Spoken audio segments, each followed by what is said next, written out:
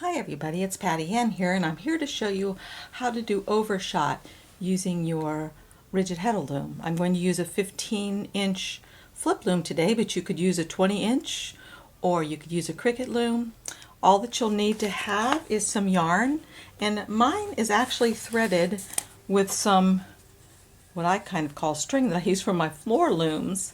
It's an 8-2 yarn, but you can thread yours with any kind of yarn. You'll need an off-white color for the warp, and then you'll need a green because we're making Christmas trees for the weft. So you'll need 2 shuttles and a pickup stick of some sort. If you don't have a pickup stick like this, perhaps you have an old wooden ruler that you might be able to file down to make a point, or maybe even a really stiff piece of cardboard would work. You'll see what I'm going to do with it, and maybe you can find something around the house that you can use. So as I said, we're going to make a Christmas tree, and here is what I've drawn up for my Christmas tree. If you'll notice, my Christmas tree, and you probably can't see this very well on the screen, but my tree is 13 ends wide. So the tree right here, from here to here, is 11 ends, but I add a blank end, a white and a white between. So each pattern of a tree takes 13 ends. So if I had another tree, that would be 13 and 13, which would take 26 ends just to do the tree, the 2 trees. Well, I already have my loom warped. I had it warped for another project that I was doing. And on this warp, I have, let's see if I can get a little closer, 78 ends. So if it takes, let's see, how do I zoom in? I haven't done this for a while. Okay, there we go.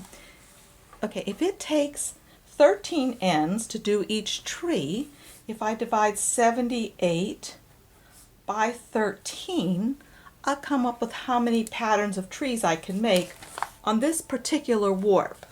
So you can do this on whatever warp you have. So if I take 13 into 78, I know it goes 5 times, and I have 13 threads left over. Now those 13 threads would be what I would have on either side of my placemat or whatever it is I'm using at the salvages. But I really want to have more than, and I'd have to divide that in 2. So it'd be like 6 on one side and 7 on the other. But I'd really like my salvages to be wider than that. So I'm only going to make 4 trees.